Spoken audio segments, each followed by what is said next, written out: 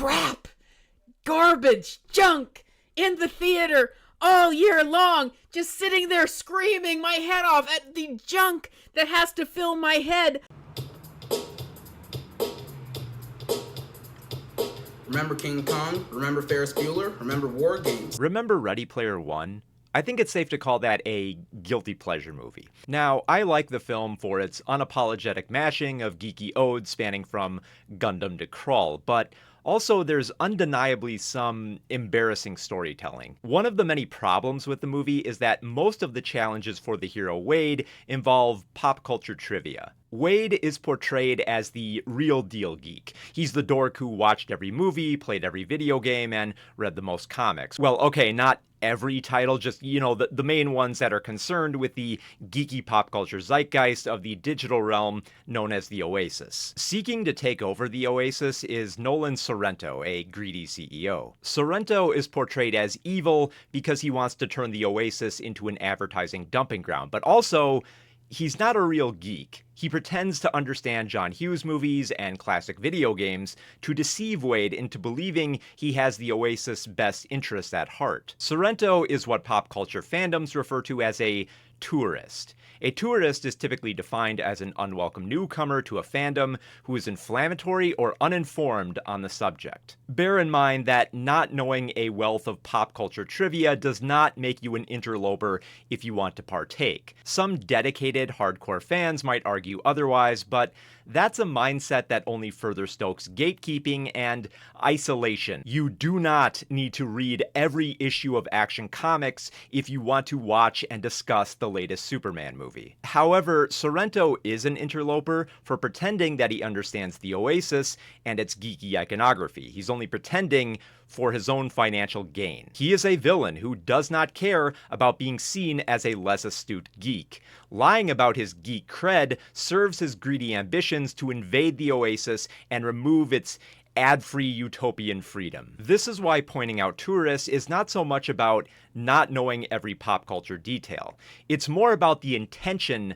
behind that ignorance. Because it is so easy for somebody to claim they're a geek, spout an uninformed assertion, and use the opinion to advocate for the most abhorrent of politics. It is pop culture criticism with bad faith takes. And there are plenty of tourist dopes like this on YouTube, so let's find one. Algorithm, fetch me a jester of the tourist variety, a fool who spouts absurdities and falsehoods on movies to entertain me so. Ah, here we go, a jester by the name of Bell. I have heard tell of this figure before, but I've yet to observe her opinions. She has a rant video talking about how 2025 was a terrible year for movies, and I don't know, I thought that year was pretty good with films, like Superman, Weapons, One Battle After Another, Sinners, The Secret Agent, Marty Supreme, Sentimental Value, The Long Walk, and If I Had Legs, I'd Kick You. But, maybe there's something I'm missing about this year. Maybe there was something else that made these movies terrible, or there were, an abundance of other terrible movies that I might have missed. So let us see what JesterBell Bobagans has to say in her video, 2025 is the worst year of movies I've ever lived through.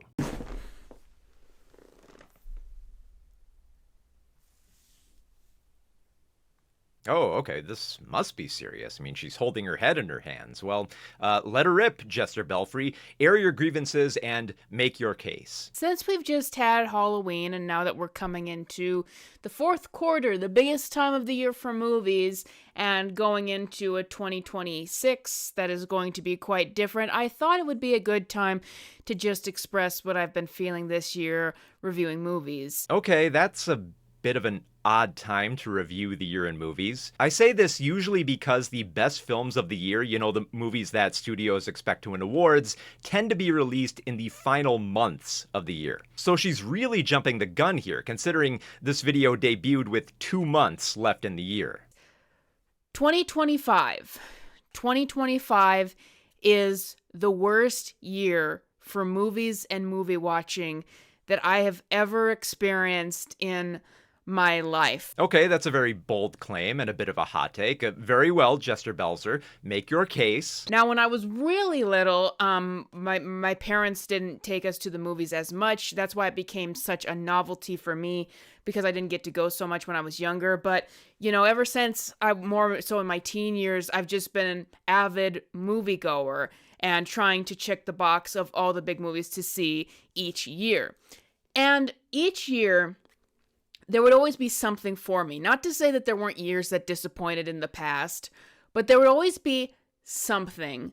Even last year, even in years prior, like 2023, the year of the strikes, that had stuff like Oppenheimer, for example, or 2024 had Dune Part 2, even though I think aspects of that film disappoint, but it had Dune Part 2 and The Wild Robot, a movie that I absolutely love. So there's always been a movie that came out in the theaters that was for me and that I absolutely loved. Okay, so in past years, there were a few films that you could resonate with. Mind you, these are very mainstream movies like Oppenheimer and Dune Part 2.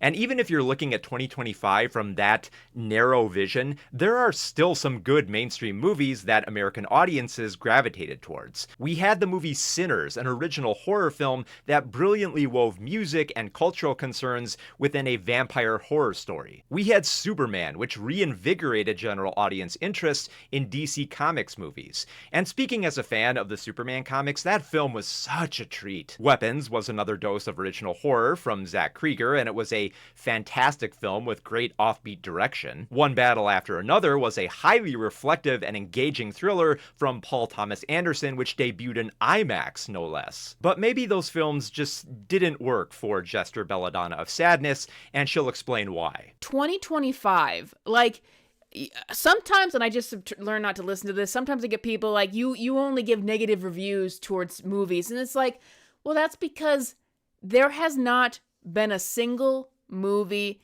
in the theaters this year that I've enjoyed. Now, I want to give a caveat to that. I know that people bring up that a lot of people loved Sinners and Weapons.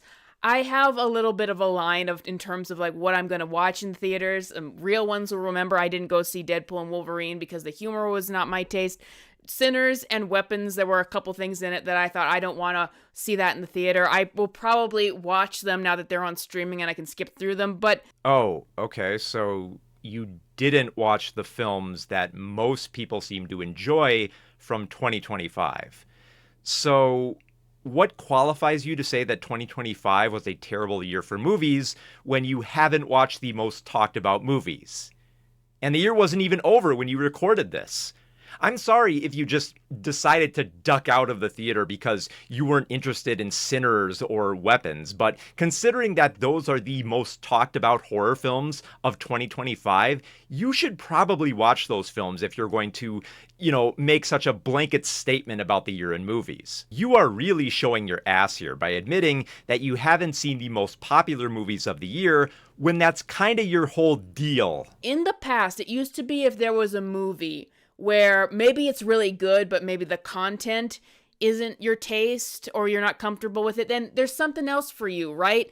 Just because this horror film, horror films are always going to be more niche. If this horror film is not for you, then something else will be. That's always been the way it was. Look, you don't have to like horror movies. You don't have to watch horror movies. But if you're going to talk about the 2025 movie year and leave out horror, you're not making a comprehensive case for this being a terrible year of movies. You haven't even talked about the films that sucked yet, and you're already setting some concerning omissions for your analysis. How am I supposed to argue that there were good movies at the theater this year when you've completely rejected an entire genre that has been very popular? So you're already losing authority on this subject a mere 3 minutes into your video. But this year, there's been nothing for me in the theater. And I know people in real life who just haven't even been to the theater this year because there's been nothing for them. And Okay, come on. Was there really nothing for you or them? Or were you just that checked out of movies in general? Granted, it's much harder to get people interested in films that are not based on familiar properties or don't have the biggest marketing campaigns to spread the word, but if you don't care for superhero or horror films, there were plenty of quality films in 2025. You just had to look for them. And not even that hard. Like, do you prefer comedy? Well, go see The Naked Gun. Do you want historical wartime dramas akin to Oppenheimer? Then go see Nuremberg. Do you desire action films that have nothing to do with superheroes? Then go see Ballerina or Warfare. It's not even that there hasn't been a movie that I've particularly liked in the theaters this year. It's then just the magnitude of how bad the big tentpole films that were supposedly these big tentpole films have been. Okay, look, I'm sorry that the 2025 tentpoles sucked for you, but as someone who has been reviewing movies for a long time and by greater volume, welcome to the fucking club. But also, you didn't even cover all the blockbusters from this year because you made this video too early. You didn't even cover the Thanksgiving movies of Wicked 2 and Zootopia 2. You didn't cover the Christmas contenders of Avatar Fire and Ash and Marty Supreme. You jumped the gun far too early to make such an idiotic statement. This year kicked off with Captain America Brave New World and Snow White and later the Minecraft movie. Yeah, those are all bad films that came out in spring. I would argue that Spring had a fantastic movie with Sinners, but we can't talk about that movie now, can we? Because you didn't see it, even though it was one of the top performing and most critically praised films of April 2025. And this has been a terrible year at the box office. There was recently an article that came out that said the October box office this year is the lowest it's been in 27 years, not even considering inflation and excluding the pandemic. It is insane how bad the box office has been. Wait a minute, why did you zoom directly to October? You completely skipped over the spring movies that you were just talking about. It is bizarre that you diverted to this point when you mentioned a Minecraft movie, a film that grossed nearly $1 billion worldwide. And look, I didn't really care for the Minecraft movie, but I'm not going to lie to you. That film made money. In fact, it's one of the top performing films of the year in terms of box office, just behind Lilo and Stitch and Zootopia 2. Now, you can claim these films are bad all you want, but to go from that criticism to then complaining about the box office in a completely different season for one particular month is jarring. And if you want to talk about the bad box office from October, why not talk about the problems with movies like Tron Ares, Black Phone 2, Roof Man, or the Chainsaw Man movie? Well, I mean, discussing that lacking appeal would require, seeing all those movies, and somehow I doubt you actually went that far in depth. But also, who gives a shit about the box office? Do you really need a strong box office gross to validate if a film is good? One of my favorite movies from 2025 was The Secret Agent, a bonkers Brazilian thriller about trying to survive in 1970s Brazil amid its authoritarianism. Do you really think I give a shit if that film cracks 100 million at the box office? And I mean, forget my choice. Let's say somebody else tells you that their favorite film from the year was Sinners or One Battle After Another or Weapons. None of those films made $1 billion. And do you think the box office is a good argument for why those films suck? Because it sounds like a lazy excuse by someone who spends more time reading business headlines than actually watching movies. But even the movies that have done well at the box office, it's like the Minecraft movie. Just awful.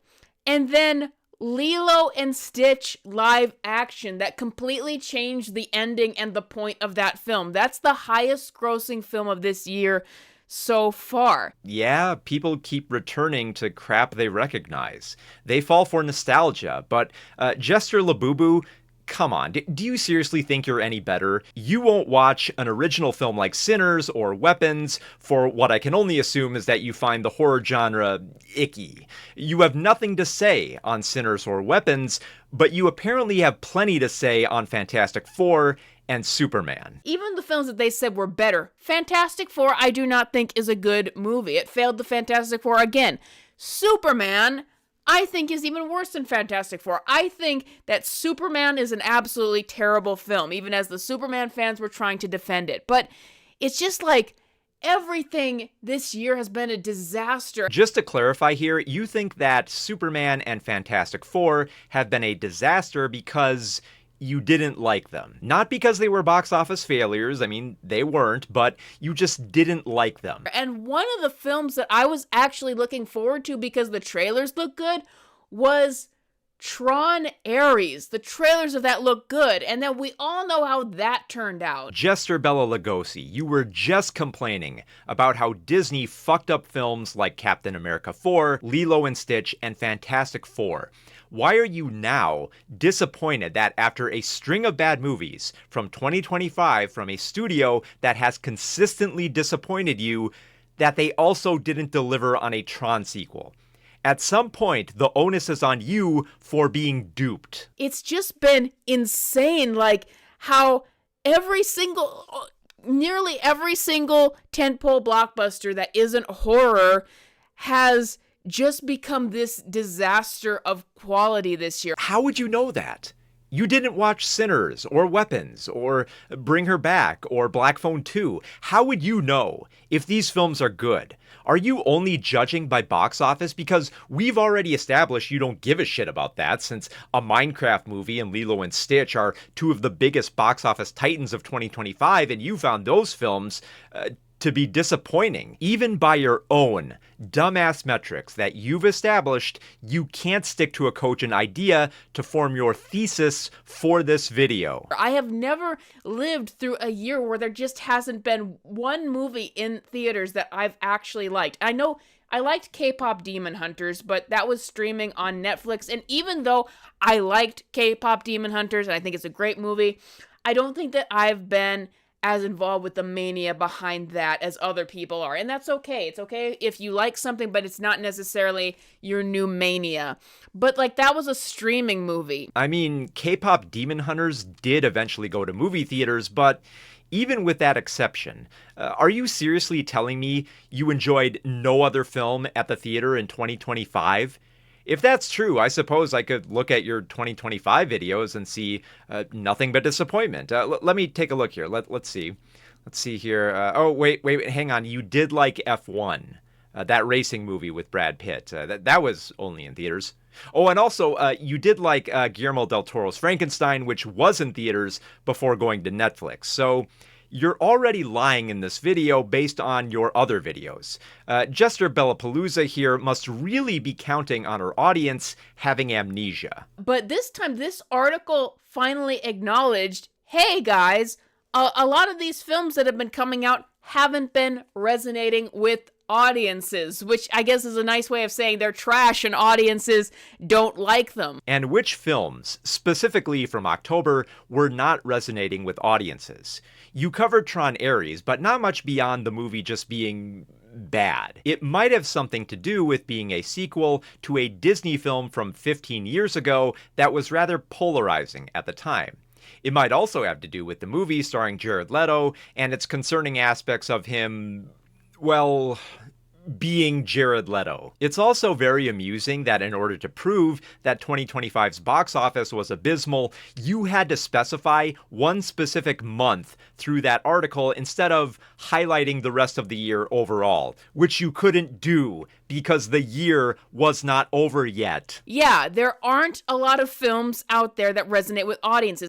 No, there were films that were resonating with audiences even around October. Because you know what films were gaining ground at the box office? It was one battle after another. Black Phone 2, the Demon Slayer movie, and the Chainsaw Man movie. I'm sorry if Tron Ares sucked for you, but there were better options out there that other people were watching. You just didn't watch them because you keep watching Disney movies despite apparently hating Disney movies. On Disney's angle, a big part of it is that they are behind on the times and they're like desperately trying to catch up. They thought a lot of this way of thinking and a lot of their version of progressivism was going to be really popular, but it's not. So they have to put out all these films that they had in the works that were going to follow that. Like Captain America Brave New World was originally supposed to be a very, very politically charged film. They thought it was unreleasable. They reworked it. Snow White was reworked. And I didn't realize this. I didn't know how long it was going to go. But Tron Ares is another movie that adheres to the same kind of pattern where it was going to be a male character from the original franchise is gone and the girl boss takes over. And it's all the same pattern that is institutionalized with Disney. They just have all of these leftover films that no one is asking for, that they were in their own bubbles and deluded, that thinking that this is what mainstream audiences want. Jester Jones, are you seriously implying that those Disney films were a failure because they were too progressive? I can only speak for myself, but artificial social progressivism is not what made those movies suck. Captain America Brave New World sucked because it didn't shake up the Marvel Cinematic Universe and favored this Manchurian Candidate plot, which I found entirely underwhelming and politically neutered. Snow White sucked because it didn't retool much of a Disney animated movie beyond a few more songs and some pointless arcs that didn't add much of anything to the film. Lilo and Stitch sucked because it fumbled the thematic core of its focus on family. And I liked Fantastic Four, but even I'll admit that the movie did not spend enough time with Ben Grimm to make him a more enduring character of the ensemble. And I can assure you, nobody is buying the casting of Jared Leto as a progressive move, considering all the shitty things he's done beyond his awful acting. Like, it is insane. I was looking forward to Tron Ares, but it didn't even occur to me that, yeah, that film would be with the same mindset of Disney and how they've been making films for years now, too.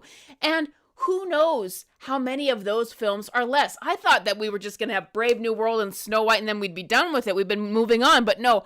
All of these films were made in that era, and who knows with how long films take to make, how much more there's going to be. Fool me once, shame on you. Fool me twice, shame on me. Fool me several times, then I must be as big a fool as Jester Jellicle here. Yeah, the reason why films are so bad this year is a combination of, one, the strikes, and that's why there's far less films releasing this year. It's been an empty schedule. Yes, it's been an empty schedule for movies in 2025. So saith Jester Belvedere, the woman who did not watch Sinners or Weapons, or even wait for the year to end officially before making this rant. But also just because of the mindset of the people behind the scenes, whether that is a certain progressive mindset that perhaps Disney tried to double back on and tried to run away from, like in the case of Elio. It was supposed to have a lot of gay and queer themes, and Disney was like panicking, oh, we can't have that, and so they got rid of that. And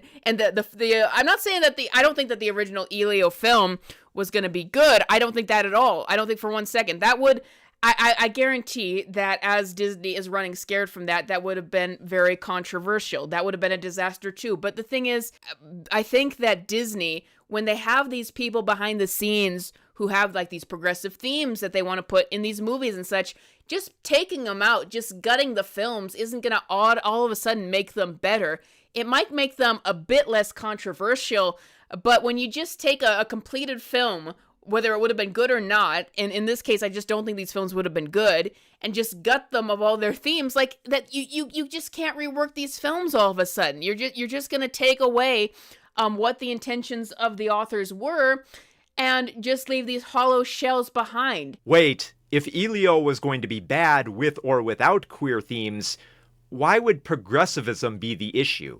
It sounds like the problem is more that the movie was just poorly made and has nothing to do with queerness. Also, do not fall for the foolishness being spun by Jester Saved by the Bell here, because Disney was pushing back against creatives who wanted these queer themes even before Elio's production. You know that lesbian kiss from Disney's Lightyear? You know, the few seconds of absolute nothing that sent conservatives into a tailspin of homophobic outcry?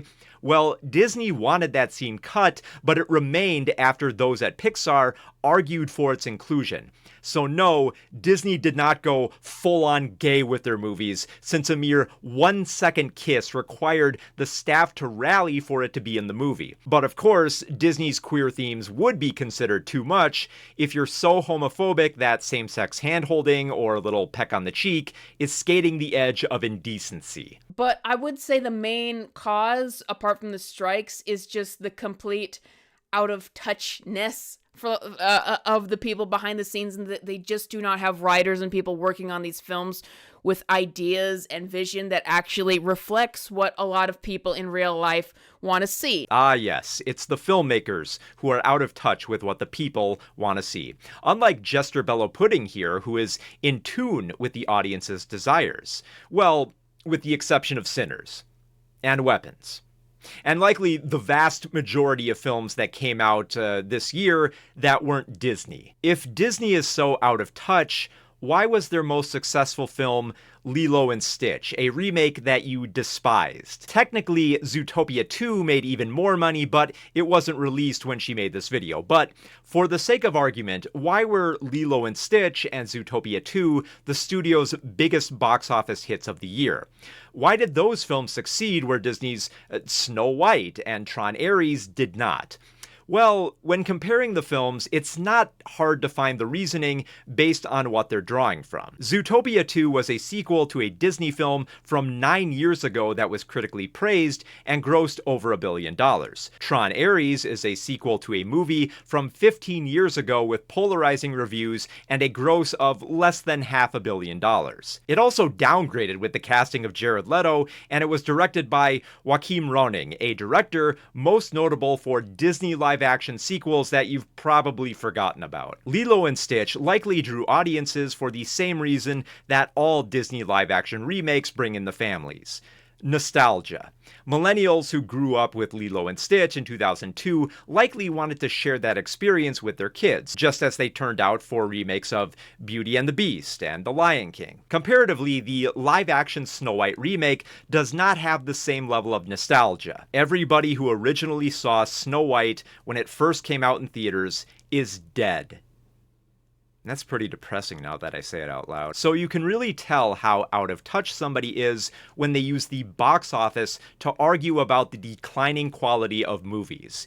And don't get me wrong, 2025 was not a good year at the box office. It was just as middling as last year. But there are a variety of factors that contributed to this beyond the lazy excuse of woke movies. I think that there is going to be more hits next year potentially, but I still think that there's going to be big bombs. Movies that I think for sure are going to be box office hits next year, I think the Super Mario Galaxy film, I think that for sure, I don't think it's going to be good because of how they want to make the Mario films lack all character development and substance. But it'll definitely sell at the box office. Going forward for the rest of this year, Wicked for Good and Avatar, I think, will definitely sell. Next year, I think Dune Part 3, as long as it doesn't get moved, that'll definitely sell something. Moana live-action remake, unfortunately, that'll sell. Yeah, I agree. They will make money. Why do you think that is? But I still think we're going to have a lot of surprise bombs, especially from Disney.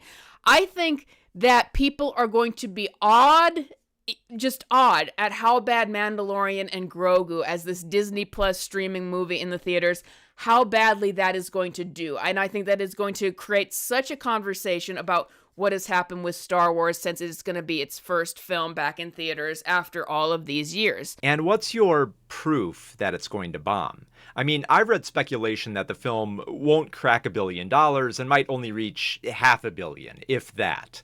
But I'd also argue that the most relevant pop culture addition made by Star Wars in the past 5 years has been Grogu, aka Baby Yoda. People who have not watched The Mandalorian know about Baby Yoda. Now, I'm not saying the film won't be a box office bomb, but I'm not as confident as JesterBell Experiment that it will definitely be a bomb.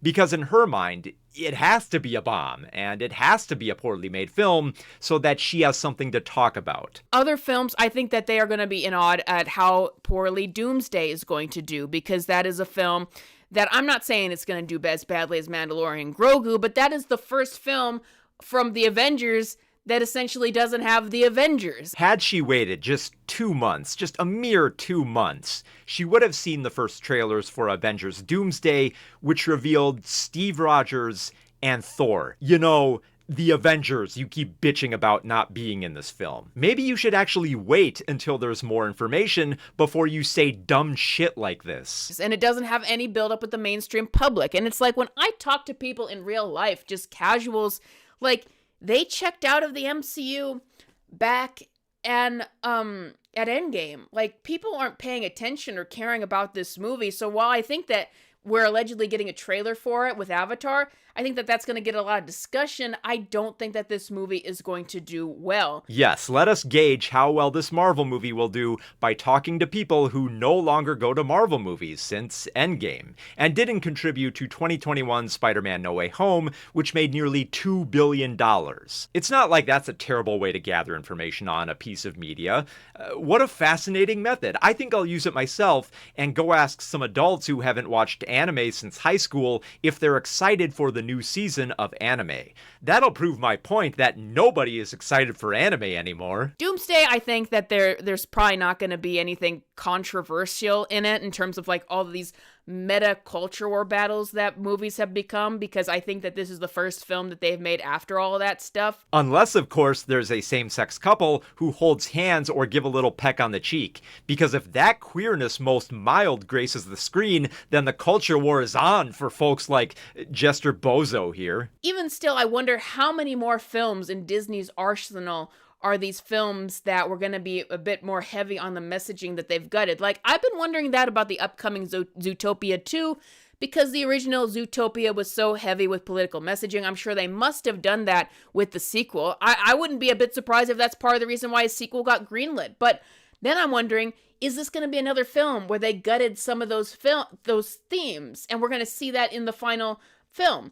Because, like, and right now, they're saying pre-sales for Zootopia 2 do not look good, which could just be that, you know, family movies have more walk-up business than pre-sales. Wonder no more, Jester jokes. I'm from the future where Zootopia 2 came out, and it didn't dampen the message about cultural erasure that it aimed for. It was also Disney's biggest box office hit of the year, having enough legs to carry it through Thanksgiving and well into the Christmas season. Which you would know if you actually waited for the film to come out, or, you know, just learned how to read the room. You don't need to be a box office oracle to see that a Disney animated film released for families during a holiday season with no comparable competition was going to do well. It just seems like there's just a whole lot left in the arsenal of Hollywood. Just so much more sludge that are reflective of different decision making of the past. That we're still in the era where all that we're watching is sequels and remakes and franchise films, and they still have not fixed the actual problem. You know why studios keep making those types of movies? Because that's what gets people to go to the theater. And you're guilty of this too, Infinite JesterBell. Disney made a Tron sequel because they knew people like you would go see it. You fell for it, like everybody else who saw the movie that month. You're no different than those ranting dorks online who piss and moan about how there are no original films and that everything is just a rehash, and then the only films they show interest in is stuff like the Mario movie or a superhero sequel. At some point, it's on you for continuously falling for this stuff. If these movies really depress you that much, maybe you should stop going to Disney movies. Like, you already don't go see the more talked about movies like Sinners or Weapons, so why not do the same for this studio you despise? But of course, if you did that, you wouldn't be able to make a whole series of videos bitching about Disney movies you hate.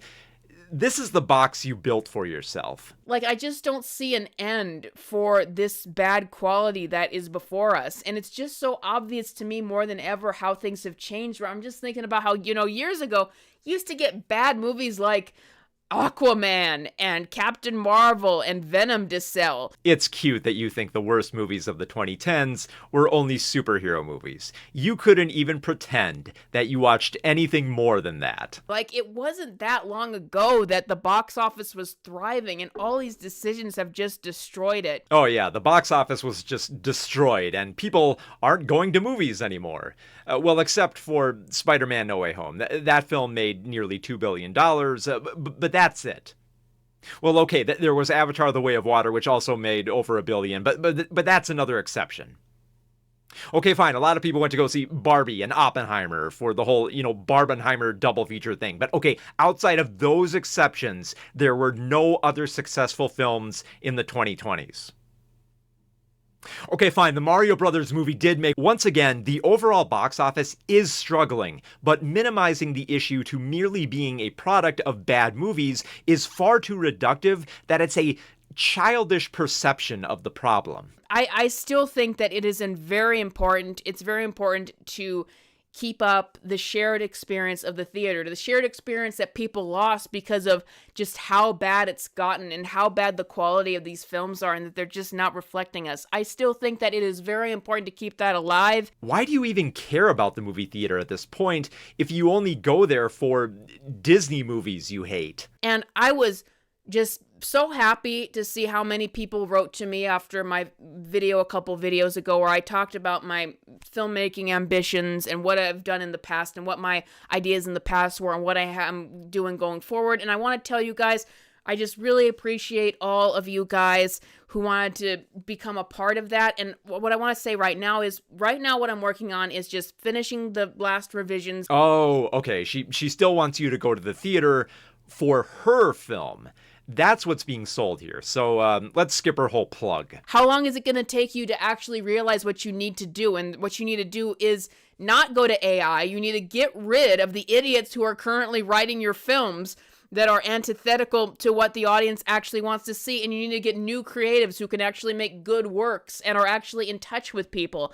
I just don't know when Disney is ever going to realize that, and I am just nervous next year, even as I'm seeing more films that I'm interested and curious about seeing. I mean, Spider-Man Brand New Day, that is definitely going to be a big film at the box office. Watch a second studio's films lineup for the year. I'm begging you. Okay, I'm just going to skip towards the end here because she's mostly just repeating the same points over and over. If you see me just do a negative review after negative review for movies this year, it's because it really has been this bad. 2025 is the worst year for quality I have ever experienced at the movies, and it just breaks my heart to see how far things have fallen. But I've vented enough about this. Of course 2025 seemed like a terrible movie year. That's easy to say when the few movies you went out to the theater to see were mainstream Disney movies. You've deprived yourself of quality films. You could have watched Sinners, and yet you chose a Minecraft movie. You could have watched Bring Her Back, but you decided on Lilo and Stitch. You could have watched Black Bag, but you chose Snow White. You have chosen your movies poorly. As you might have expected, plenty of people called out Joker Horn for her rant laced with so much ignorance. Well, she had a response to that, so let's read it. Occasionally, when I talk about how bad movies are right now, I'll get some snooty film snob in the comments saying, your problem is you're only watching Disney and superhero movies. Broaden your palette. Meaning, I need to be watching more obscure indie films to find something good. Not even obscure or indie. People knew about Sinners. People were talking about weapons. A lot of people were talking about one battle after another. You're just out of touch. First off, when I'm talking about how bad movies are now, I'm of course comparing the mainstream blockbusters of today with the ones from the past. As much as some people grit their teeth about Disney and superhero movies, they not only used to be of much better quality, but factually, Hollywood released more high-quality original movies for the mainstream as well. Which they're still doing, but you wouldn't know because you're not watching them. The indie space is not much better right now, though. Similar to mainstream Hollywood, the indie space is incredible gatekept, so that it's still the same pool of rich, well-connected people able to get their films into the best film festivals and get exposed to distributors. It's incredibly difficult for anyone truly independent to get exposure for their film. And I'm sorry, I just haven't anything interesting coming from the elite indie filmmakers film snobs watch, pretending it makes them intellectually superior. It's essentially just more of the same slop to me by the same small group of people. More of the same slop to me, so saith the fresh jester of Bel Air, who exclusively watches Disney and superhero slop. Notice how JesterBell's Batman Smells here doesn't list a single indie film to make her point that they all look bad. Which indie films looked bad, and why? Or did you just make that blanket statement as an excuse not to watch anything besides the same old mainstream slop? I do find it interesting that she says that non-mainstream films are loved only by snobs because they like to pretend that they're intellectually superior.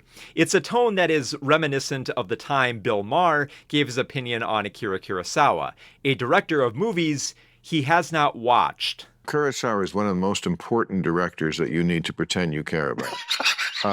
I've always said Wait, that. wait, you don't like Kurosawa? I have no idea. I've never seen the movies. I should. Maybe I'll get to it. I certainly know. Bill, I don't want to yell at you. Okay. I'm sorry. I know it's your show. But what the fuck, man? Dismissing any film that isn't part of the mainstream as a snobby indie film loaded with pseudo-intellectualism doesn't make you sound like someone who loves movies. It makes you sound like Bill Maher. And nobody wants to sound like Bill Maher. But from Jester Jilliker's perspective, it must have been such a letdown for her that 2025 was a terrible year for movies. Maybe 2024 was just too good? Let me check here. No, apparently 2024 was terrible as well because Hollywood killed movies. Like, I'm tired of how modern movies look. I'm tired of how they barf color grading over everything and make it look awful. I hate how modern movies sound with auto-tune. I hate how modern movies smell. What the... smell? What... Did Smell-O-Vision come back or something?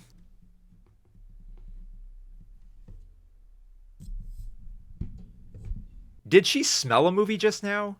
It doesn't look like she enjoyed it. Honey, you gotta quit shoving that Disney junk up your nose. It's not good for you. I'm gonna be 100% real with you guys. This is just 100% a candid conversation I'm going to have with you guys. 2024 broke me. 2024 reviewing movies just straight up broke me. Oh, I'm sorry to hear that. What films ruined your year at the theater? Borderlands, Joker Folie à Deux, Venom 3, Madam Web, even though I love that movie, I think it's the greatest thing ever made, Gladiator 2, movies that I skipped, The Crow, Craven. I had to skip terrible films because they were just coming at me all at once this year. Wait, how did you know those last two films were bad if you didn't see them? Because I've seen those films, and don't get me wrong, they suck, but my opinion holds more validation because I actually watched them. Also, The Crow came out in August, and Craven the Hunter came out in December. What do you mean they kept coming at you? They were 4 months apart. What is with you in bad movies? Like, are they surrounding you? Are they swarming you? Are the bad movies in the room with us right now? It was just like an endless barrage of not just bad films, but bafflingly bad films. Like, unbelievably bad films. I got accused of, you can't call everything the worst thing ever, but it certainly felt like that, like the magnitude of just how bad these films are. How would you know? You watched 5 mainstream movies that pretended that the 2 you didn't were also bad. But then she divulges some good movies from that year that kind of dismantle her argument. So she still has to pull back and say that those movies were good, but not that good. I mean, we can't let that ruin this video about how this was the worst movie year. We can't have that. Inside Out 2, good film overall, but it's Pixar on the upswing trying to change itself. There were still a lot of flaws in it. It wasn't on par with any of Pixar's masterpieces, but I was just grasping at straws, honestly, to get anything good, and which I think most people are. Dune Part 2. Excellent cinematography, excellent performances, but then there's still things that hold it back. And, you know, one of the main things that hold it back for me is what they did with Chani and Zendaya, and that just didn't work for me, which I've talked about elsewhere. And one of the things that takes me out of it is I feel like they wouldn't have made those decisions with their character. They wouldn't have decided that the final frame of the film needs to be on Chani if it wasn't for the day and age that we're in and saying that Chani needed agency or whatever. All the things that they did with her character that I thought were counterintuitive to the narrative they were going for. So that holds that back. Chani is more interesting because she is the only one who notices that Paul's rise to the ranks of Messiah among the Fremen is dangerous, which if you've actually read the other Dune novels, makes sense for what is coming. And I found it more appealing for Chani to adopt a more critical stance towards the familiar events of the book. But sure, yeah, it was held back because Denis Villeneuve shouldn't have added anything to the story and just stuck strictly to the novel, even though he changed plenty in the previous film. And then Wicked, I gave that a very, very positive review, but I still think it is held back by its ridiculous runtime, and I'd be lying if I was saying that this experience wasn't tainted by Cynthia Erivo and Ariana Grande's hijinks. I'll spare you the 17 seconds of her complaining about how she finds the two actresses of Wicked annoying, but not for anything that they do in the film. Here's the thing, I just don't think that Dune Part 2 or Wicked, like, there used to be a certain standard of movies. Like, every year it used to be what I would see at least a handful of films where I said that film was gonna stick with me forever. There is only one film this year that I can really say will stick with me forever. The Wild Robot. Nothing's distracting me from the outer world of whatever the actors had said or anything like that. No decisions made with it that I felt like this this was being influenced by outside factors. It was just an honest, straightforward, tight animated film. My favorite film of the year. Okay, you really like The Wild Robot. That's good to hear. Yes, I really love Sonic as well. Okay, and you also liked Sonic the Hedgehog 3.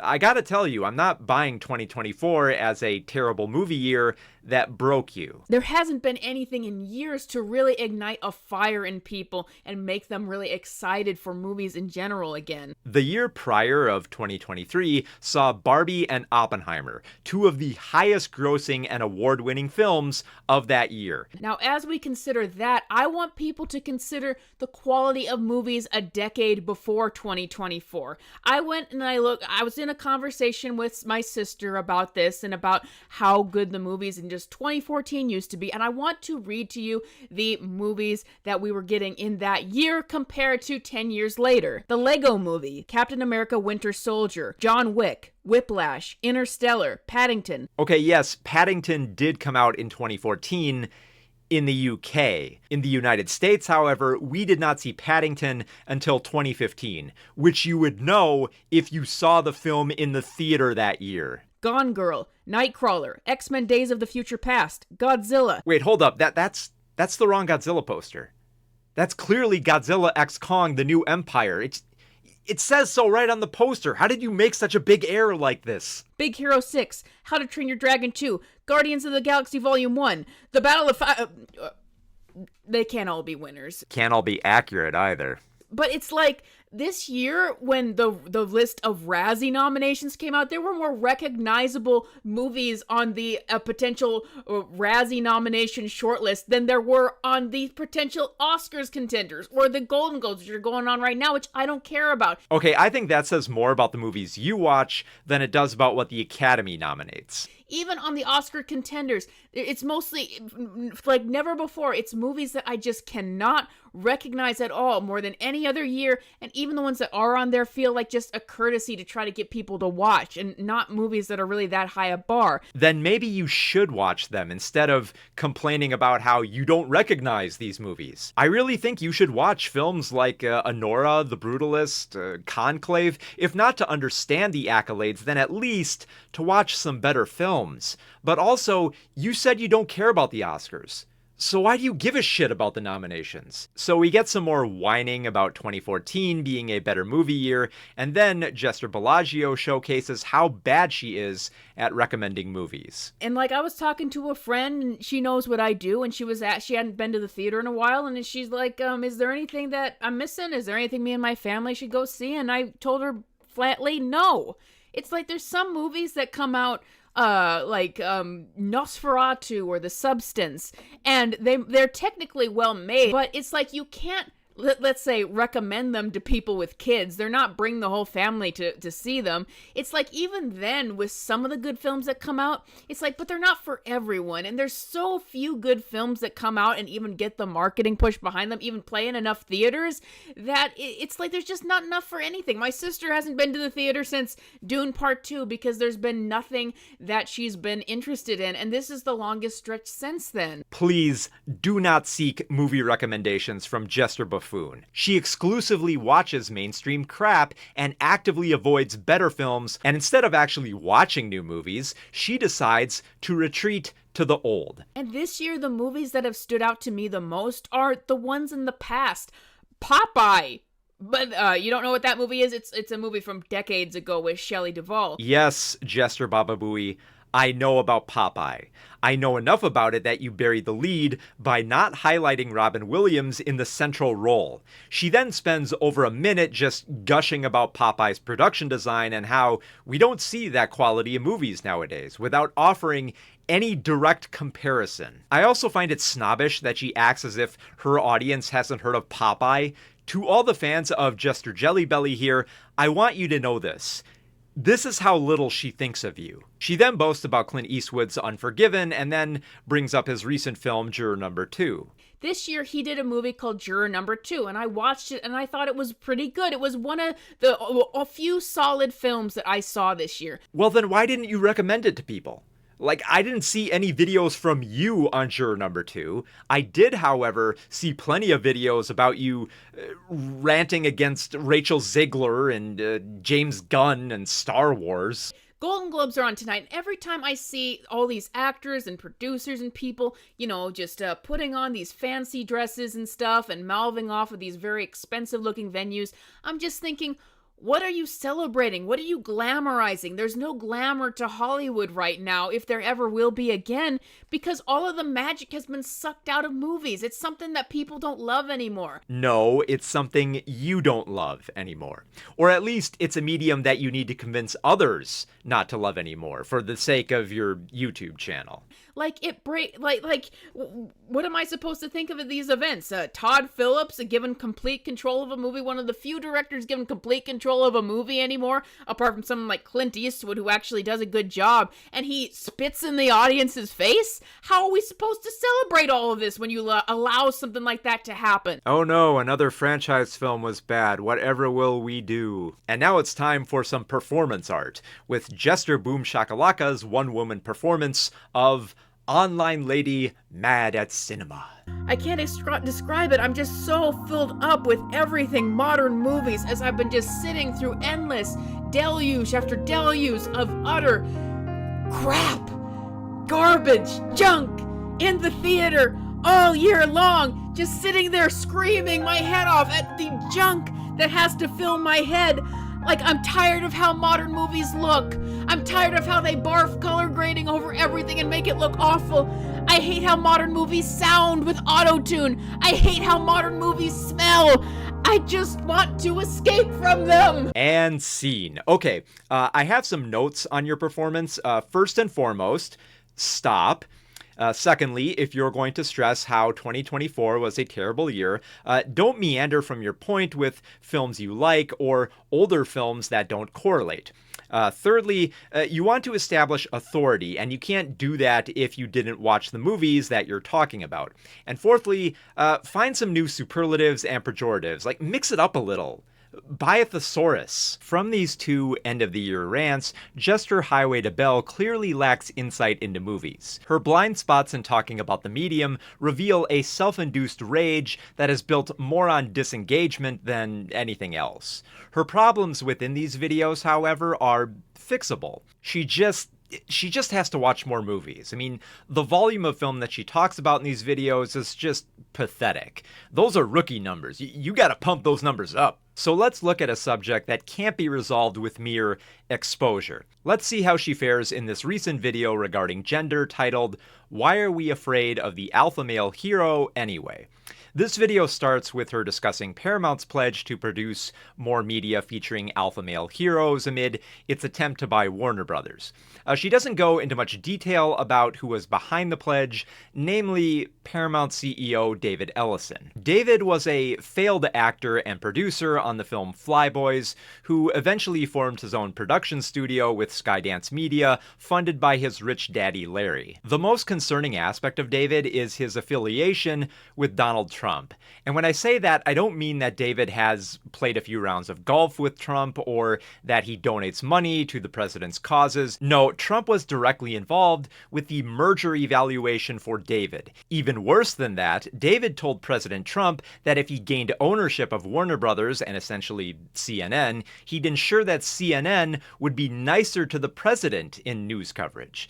And there are many more red flags regarding David Ellison. I mean, he's a good friend of Netanyahu. He hired Barry Weiss as the editor-in-chief for CBS News, who has been doing a horrible job so far.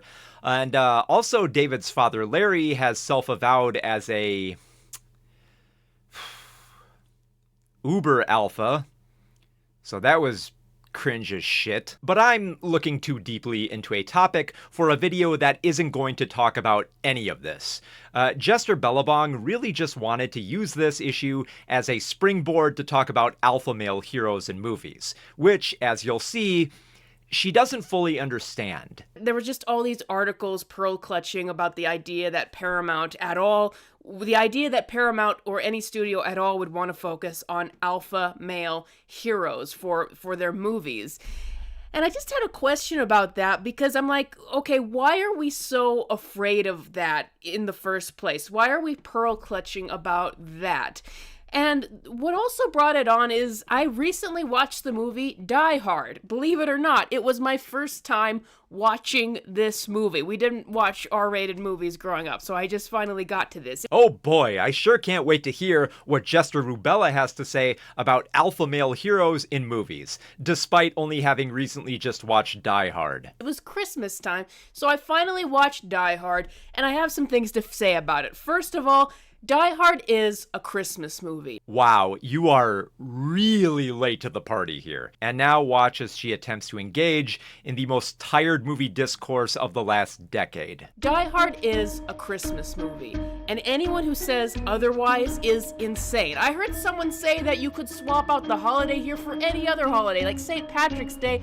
That is absurd. Who returns home with gifts for their family, trying to patch up their marriage and their family life on St. Patrick's Day? Who has an office party on St. Patrick's Day? You only do that on Christmas. This is a Christmas movie, you insane fools. Anyway, so I'm watching Die Hard, and this is definitely an alpha male movie. It's got the alpha male hero, and it reminded me of why the alpha male hero is popular in the first place and why all of these alpha male movies were so popular. First of all, Die Hard in general is just a really tight, well-made movie. You know, you've got the beginning and it sets up why he doesn't have any shoes, so he's gonna have to do this action movie barefoot. You know, all the pieces are in place. Why his wife had the picture turned down so they don't immediately see the connection there. Yeah, it's good filmmaking, but I don't see what that has to do with alpha male heroes.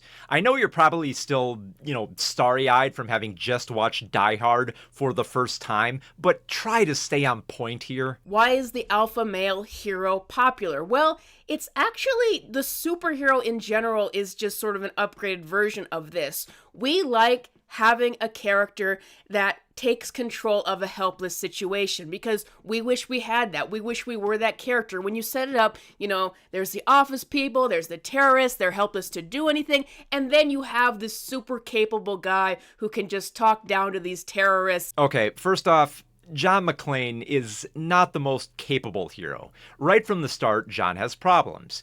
He has marital issues, he's terrified of flying, and isn't always in complete control of the situation when terrorists take over. He springs into action, sure, but he also makes plenty of mistakes. For starters, he doesn't have shoes, and his feet end up very bloodied amid the carnage. There are also several scenes where he's frantic about what his next move will be, and not all of his plans work. He He is even deceived by Hans Gruber, who poses as a hostage at one point. Now, I bring all this up because those flaws are what make John unique and challenge the alpha male perceptions for manly movie heroes from the 1980s. Actors like Arnold Schwarzenegger and Sylvester Stallone have starred in plenty of physically demanding movies where they fight like unstoppable killing machines that never endure brutal injuries and rarely miss a shot. Bruce Willis previously starred in Moonlighting, a romantic comedy series. This was the appeal of Willis, playing John McClane as a believable everyman who could fail. He's a regular, ordinary guy who runs counter to the larger-than-life characters portrayed by the likes of Sylvester Stallone and Arnold Schwarzenegger. So while I am glad that you finally saw Die Hard, Jester Bell Pepper, I think you chose a bad example for a film that exemplifies the alpha male hero. And yes, he goes through a ton of struggles where you feel for him and you wonder if he's going to make it. And that's what I question throughout the entire movie. How is he still alive? How is he still alive? How is he still alive? But that's the basic idea behind it. You like having this character that's larger than life. It's the same thing as a superhero. This character that's larger than life. No, he's not larger than life. He gets hurt. He makes mistakes. He's not as powerful as a superhero. And that's why you care about whether or not he'll succeed. This isn't just me saying this. Here is an interview with Bruce Willis from the LA Times where he talked about his Die Hard character. Quote, Sly Stallone and Arnold Schwarzenegger movie characters are larger than life, but my character, even though he's a hero, is just a regular guy. He's an ordinary guy who's been thrown into extraordinary circumstances. I haven't seen a film like this in a while that has a nice build to it, nice character payoffs. This film satisfied me in a lot of masculine ways. And I agree, I think John is fascinating because he's not an invincible slaughter machine. Men don't have to be that larger-than-life hero to save the day. They can struggle with relationships, become stressed when under attack, and bleed when they're hit. I think that makes John far more appealing than merely having him machine gun a bunch of terrorists without spilling a drop of his own blood. And the thing about it is, it's not toxic at all. Once again, we like putting ourselves in the shoes of a character that is larger than life and has all of these abilities, and they don't even have to be superpowers so that we can root for them against the bad guys. That's the entire fantasy. Wait, what abilities does John have? Like, yeah, he can fire a gun and he improvises during dangerous moments, but there's always that doubt about what he's doing.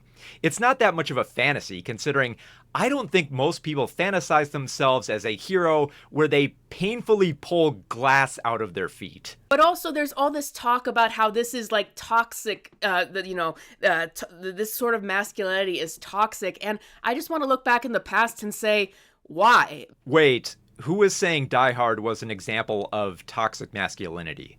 Where did that argument come from? I have never heard anybody argue this point. And when I looked up this topic, I mostly found articles talking about how Die Hard wasn't promoting toxic masculinity. I did, however, find this video from the conservative YouTube channel Rebel News, where Die Hard was part of their Toxic Masculinity Film Festival, where they used the term either ironically or positively. So yeah, that was fucking awful to watch, but I don't think anybody is unironically calling out Die Hard for being an example of toxic masculinity. This is another manufactured problem. So then Jester Bells and Whistles explains why Die Hard is the opposite of toxic masculinity, given how John reconciles with his wife. I want to ask the question, what is really toxic about that? I think a more important question would be, who said that in the first place? It's like they're all so afraid of these movies coming back, but we look in the past, at least the more recent past, and we see that there's not really a toxicity there in these famous movies. Oh, okay. I see what's going on here.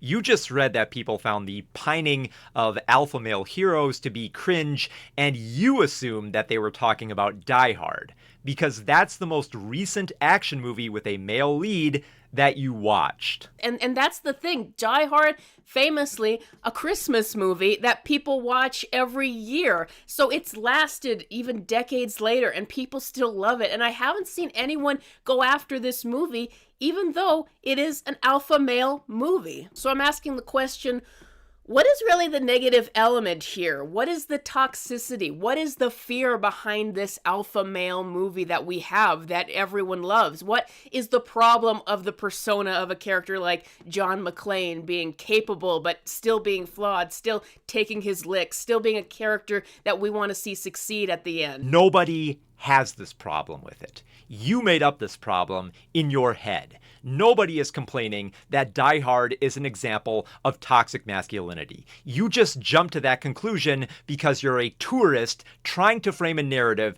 based on a film you recently watched for the first time. Now, I want to make another comparison here, and this came up again recently, that last year I was ranting about Gladiator 2 and the lack of masculinity in that movie compared to the first. And Paul Mescal, who starred in that movie, was talking about how that old toxic masculinity is going away. But Gladiator 2 was an awful movie, and I just did not see the masculinity in it, in a main character who let his wife go into battle and then was in good spirits about a scene later after she died. I didn't even know if he was supposed to be devastated about this or not. It was a weak performance. Okay, I need to preface this argument by saying that I did not like Gladiator 2. It's a mess of a movie that rarely finds a good flow among its characters amid the sword and sandal pageantry. But Jester Bells of St. Mary here gets so much wrong about how the film is bad because in her eyes, it's lacking in masculinity. Paul Mescal's character is Lucius Aurelius, the son of the previous film's protagonist Maximus. In the opening of the film, Lucius lives among the kingdom of Numidia with his wife Arichat. When the Roman army attacks them, everyone who is able defends the kingdom.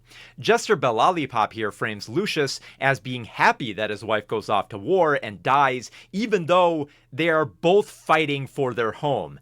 Right before the big battle that ends with Arichat dying and Lucius being enslaved, they share this very tender moment where they kiss each other. They then pledge that they'll also be by each other's side forever, no matter what happens in this battle. Also, I don't know how Jester Beltway thinks that Lucius was in good spirits about his wife's death. I mean, the scene where she is shot to death has Lucius freezing up after witnessing the woman that he loves fall to her death.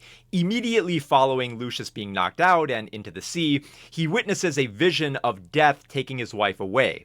And when he awakens, he finds her body in the water and cries over her corpse before the Romans enslave him. The love and grief that he has for his wife couldn't be more stressed. There is a scene after more devastation to the kingdom where Lucius connects with one of the enslaved on their transport, and they share a brief chuckle about warding off death. But Lucius is not happy about his wife's death.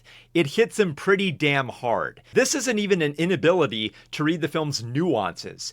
Jester Delta Force is flat out lying to you about this movie. And this is what I hate most about people like this. I hate that she's forcing me to defend a film I don't even care about because she's too stupid to understand movies. And the first Gladiator is very much an alpha male movie, but once again, where is the toxicity in it? Once more, Jester Beltaroon is misreading so much of Gladiator here. I don't know if she's actually watched that movie, but there are a lot of flaws within Maximus.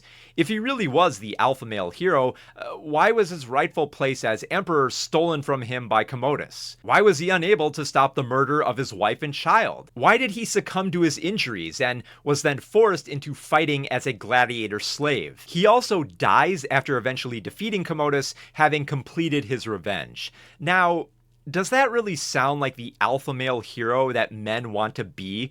Do you really want to be the guy whose government betrays him, has his whole family murdered, be forced into slavery, and then die while getting your revenge?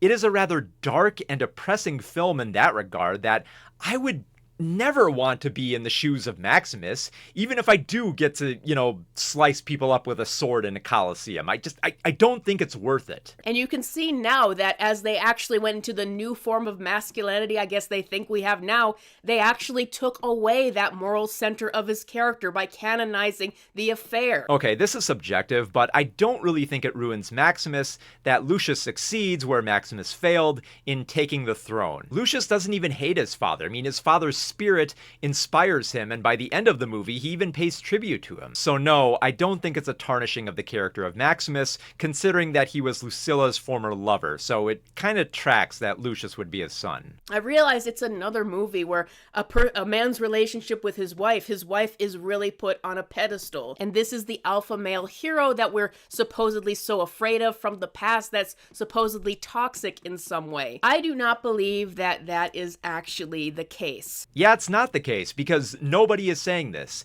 This is all just speculation in the head of JesterBell, insert funny suffix here. Now, all of this is pretty rhetorical on my part. I know the answer. Like I said, the entire trope of something like Die Hard, it's a similar thing to like a superhero movie where the alpha male hero is supposed to be the character that you want to put yourself in their shoes, that you're super capable and tough talking and that you could do anything. It's the same fantasy as the superhero.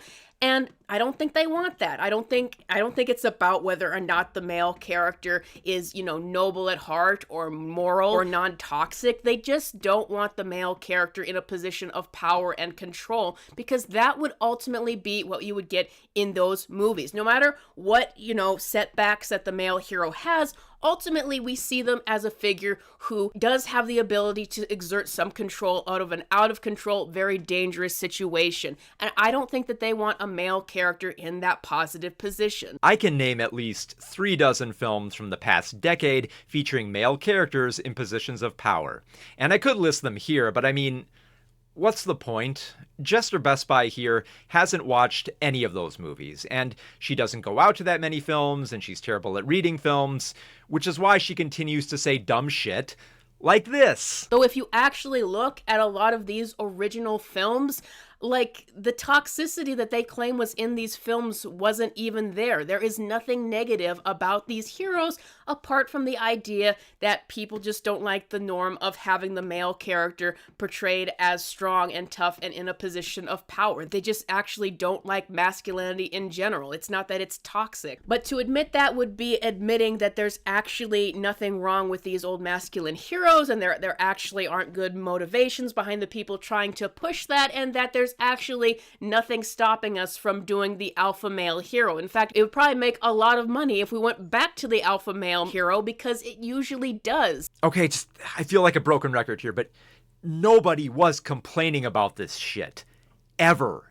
You just manufactured this idea that when people cringe about talking about being an alpha male, you thought that they were referring to Die Hard or Gladiator. They're not. I'm pretty sure the concern is that when people say they want to make alpha male media, they have a perceived notion of the criminal and embarrassing behavior of Andrew Tate and similar entities within the manosphere. The only people who think talking about alpha males refers to stuff like Die Hard are people as media illiterate as JesterBell lobotomy here. I think bringing the alpha male hero back would actually bring a lot of money to Hollywood, and that's certainly what they need right now. And the more they keep clutching their pearls about this and trying to follow, this sort of mindset that doesn't even make sense and isn't even positive in and of itself, the more money they're going to lose. Okay, so when I think of alpha male heroes in classic movies, I think of stuff like Conan the Barbarian or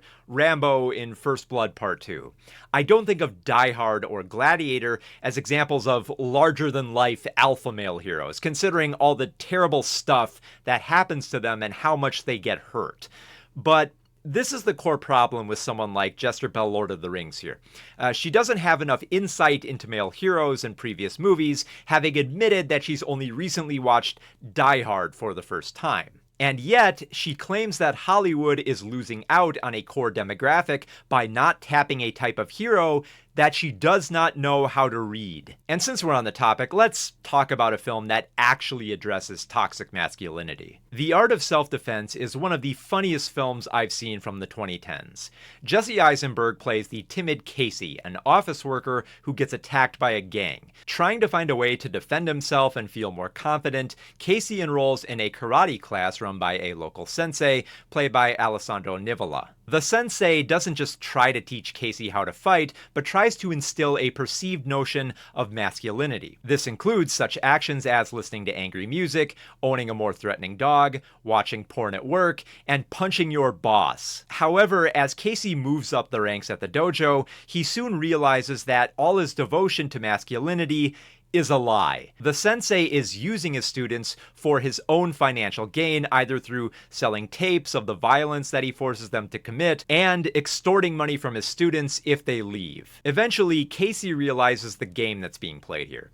The sensei tells the tale of the dojo's Grand Master and how he perfected a fighting technique that allowed him to punch through an opponent's skull with his index finger.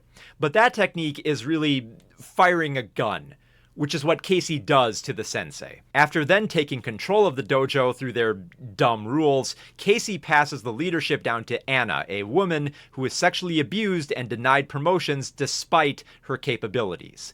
The art of self-defense is darkly comedic for the absurd road that Casey pursues. The sensei tempts Casey with a lifestyle that will make him a more manly man. And while it does make him more aggressive, it also makes his life worse. He attacks innocent people and watches as those in the class are either sexually abused or commit suicide when they believe that they are, not living up to the standards of being a man. The masculinity that Casey has bought into is not real. It's a manufactured idea of what it means to be a man, targeted at the most vulnerable and desperate enough to believe anything that will make them feel empowered. You must listen to this music, or you are not a man. You must hide your feelings, or you are not a man. You must be violent, or you are not a man. You must reject any seemingly feminine trait, or you are not a man. That narrow script and damaging pressure on what it means to be a man is what defines toxic masculinity.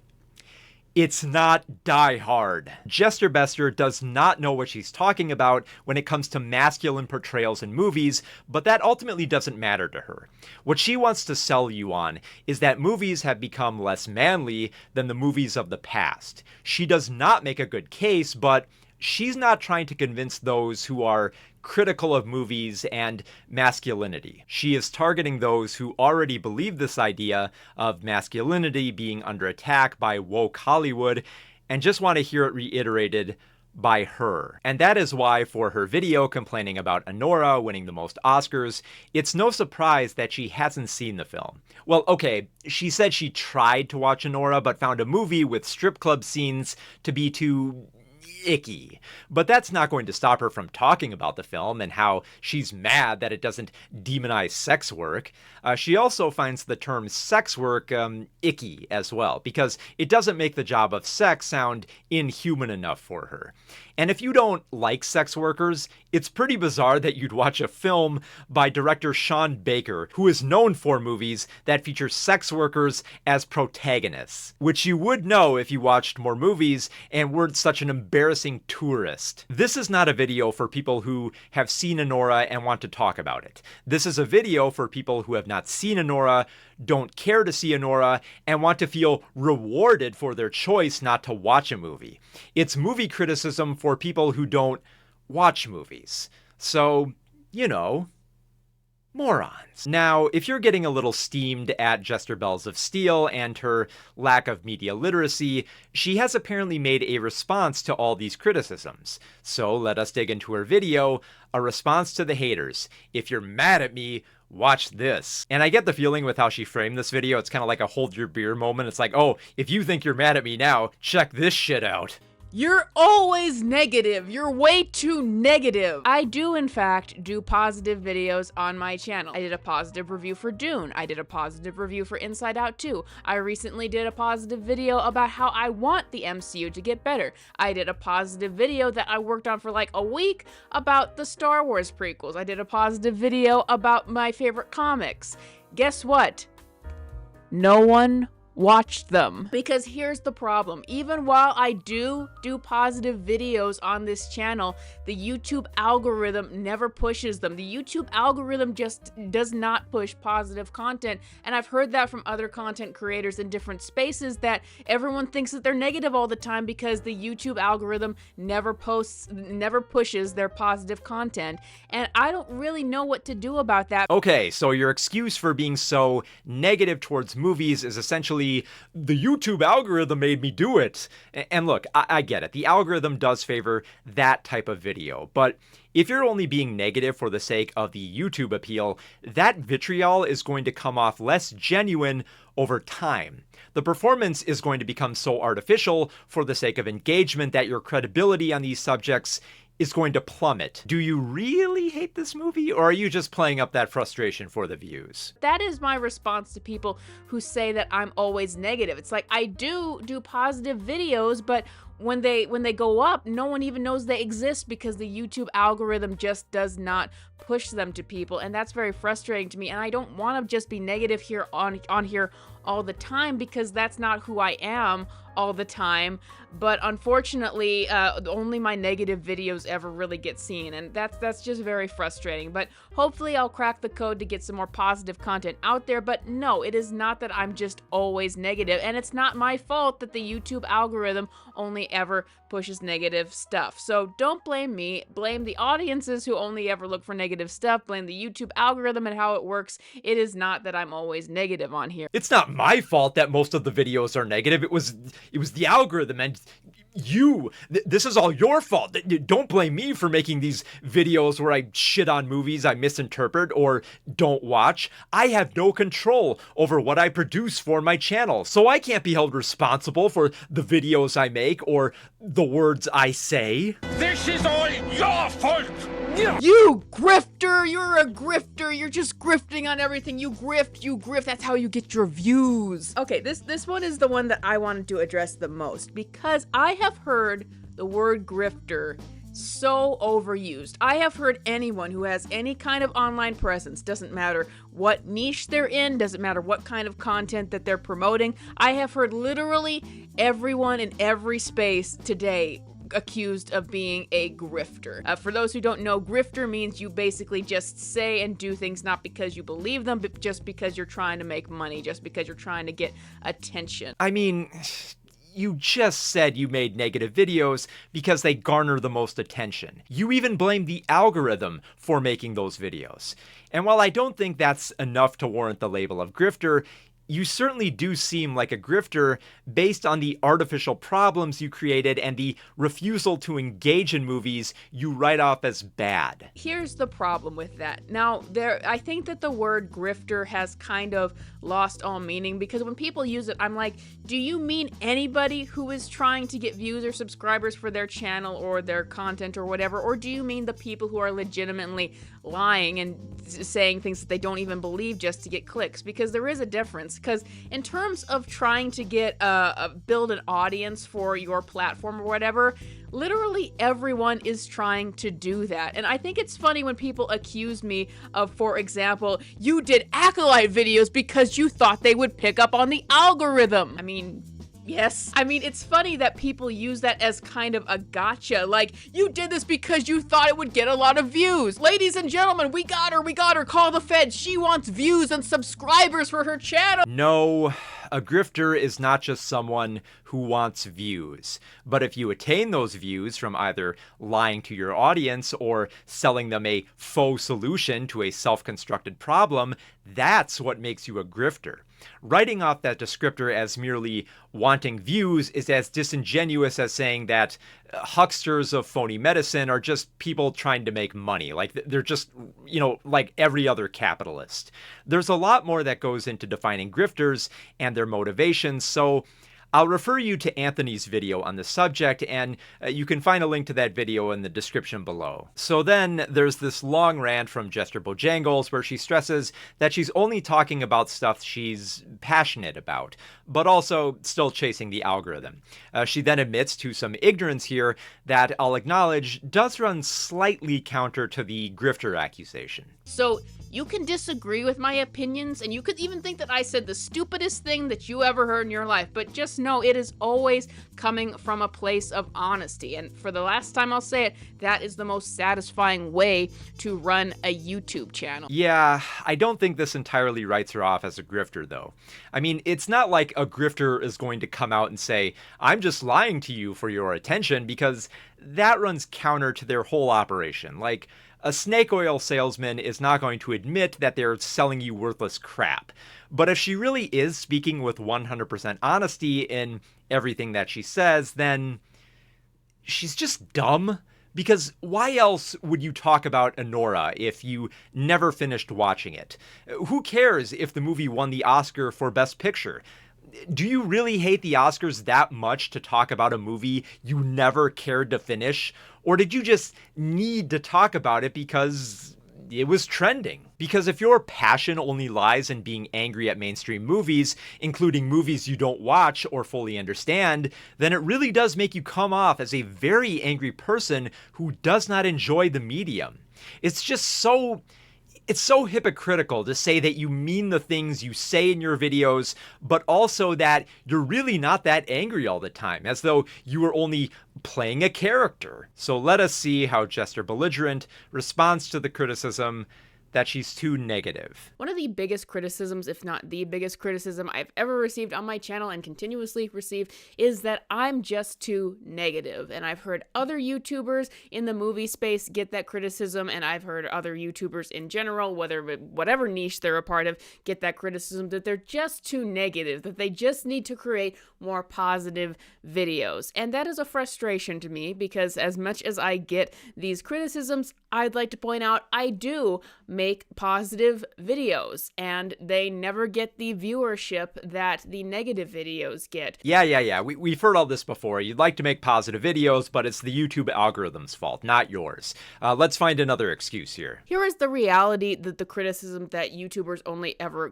cover negative content or only ever cover things negatively don't understand. What these people seem to accuse me of and accuse other people of is that we are the cause of what people are watching and what people believe. Like, everyone believes that everything is terrible right now in Hollywood, or that there's a lot of bad stuff because we keep telling them that that is. That isn't true. Plenty of people are doing positive reviews on good content that comes out. It just doesn't get a lot of viewership, because here's the thing. The YouTube algorithm is a real thing, and the YouTube algorithm functions based on audience behavior, not what we're putting out, based on audience behavior. So if you click on a video, that means you're going to get a lot more of that video, of the specific buzzwords and thumbnails and the topics and all of that. Meaning, for someone to criticize that they're only ever seeing negative videos, or that they're only ever seeing my negative videos, means that they've probably been clicking on a lot of negative videos. So it's essentially their fault that they're not seeing more positive content in their feed. Yes, we've heard this one too. It's the audience's fault, not yours. What else you got? Because here's the thing, the reason why negative videos on YouTube, and when you're talking about movie YouTube, when the reviews and all of that kind of stuff, the reason why they're picking up so much is because people feel very negative on the movie industry and movies in general right now. And that's just the people who still care enough to get mad about it and seek out videos to validate their opinion, or not validate their opinion. You know, people come to YouTube because they have feelings about the way franchises have gone, and the fact that it seems that movies aren't as good as they used to be and stuff like that. So they come to YouTube to see if there's anybody else who feels that way, and that's how these communities get created. You are feeding a community that wants that negativity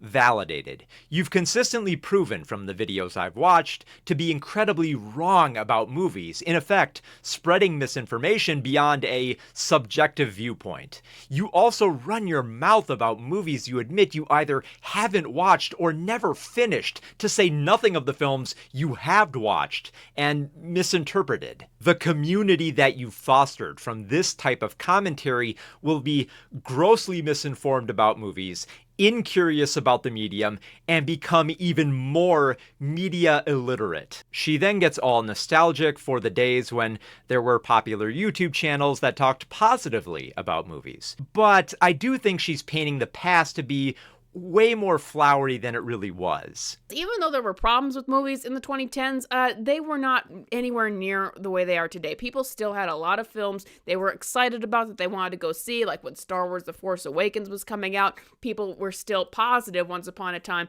on the live-action Disney remakes, and there was a lot of hype around various movies coming out. Oh yes, people were excited for 2010 movies like The Force Awakens, The Last Jedi, Ghostbusters, and the live-action remake of Beauty and the Beast. And sure, some people didn't like those movies, but, you know, it's not like there was a frothing negativity online that spilled over embarrassingly. I mean, it's not like there was a right-wing provocateur who went on a racist tirade against Leslie Jones for being in a Ghostbusters movie. And it's not like there was an embarrassing petition by fans of the DCEU to dismantle Rotten Tomatoes after there was a negative score for Batman v Superman. And it's not like there was an even more embarrassing petition by irate Star Wars fans to make The Last Jedi non-canon because it was so bad. Yeah, none of that happened because film discourse during the 2010s was completely rational. Some of these topics, like talking about how bad Rey from Star Wars is, or talking about how bad Captain Marvel is,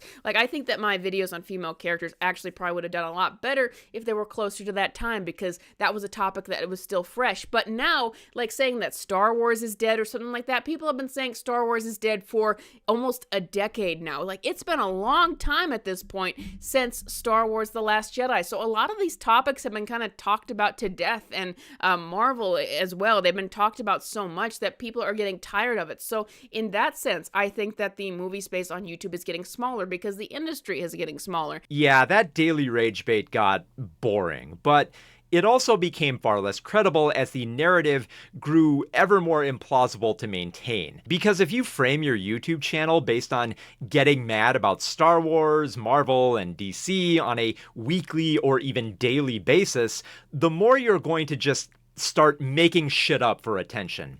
So maybe you should figure out something else to talk about if you care that much about movies and you're not just spewing negativity for popularity's sake. But if I do 5 videos about because there's a negative topic that I need to cover and then one positive, that means a positive video is less likely to pick up. And it won't change until we get better movies out, better shows out, it's more consistent, and that there's more of a fan base that wants to see content that is positive on this stuff and breaking it down and all of that. Because I'm even thinking about myself, like Dune Part 2, I know it's a good movie, but did I really feel excited enough about it to watch a whole bunch of videos on it explaining why it's good?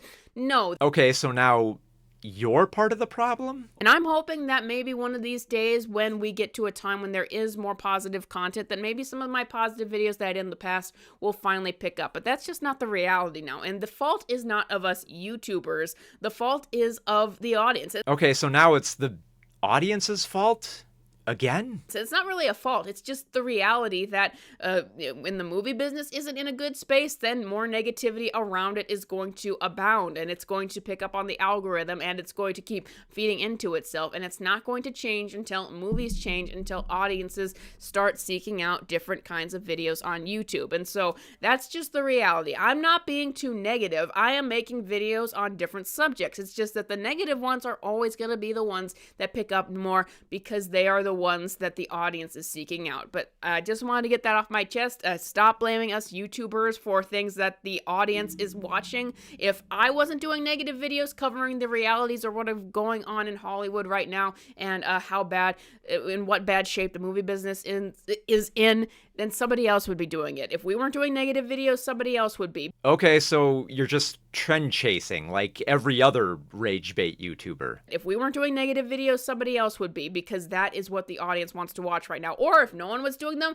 then there wouldn't be an audience for this stuff at all on YouTube, and they would just find an outlet elsewhere to talk about this kind of stuff. Okay, so if people would stop watching these awful videos if nobody made them, why are you contributing to it? You are actively making the situation worse with your tourist takes on movies. And you don't care so long as you get attention. Because who cares if you're grossly misinformed on movies or flat out lying about them in your negative bile? This is what YouTube wants. Don't blame JesterBell, for I am innocent. I was only following the algorithm orders. I didn't contribute to making movie discourse worse. I didn't do this. I'm not responsible for the videos I make. It's not my fault. It's not my fault. It's not my fault. It's not my fault. It's not my fault. It's not my fault. It's not my fault. It's not my fault.